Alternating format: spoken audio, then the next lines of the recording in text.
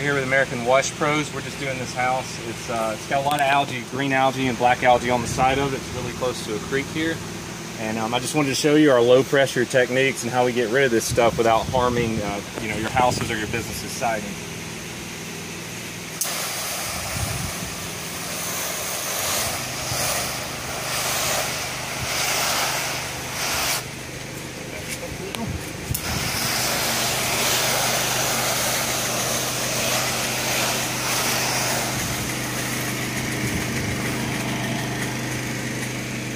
And if you can see, it's already starting to drip off all the nasty green and black stuff.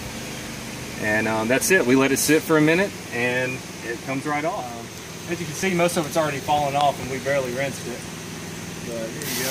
Here's a little spot right here. Can you see that? See? Just sprays right off with the regular water hose. No pressure is used and your siding, roof, what does it say?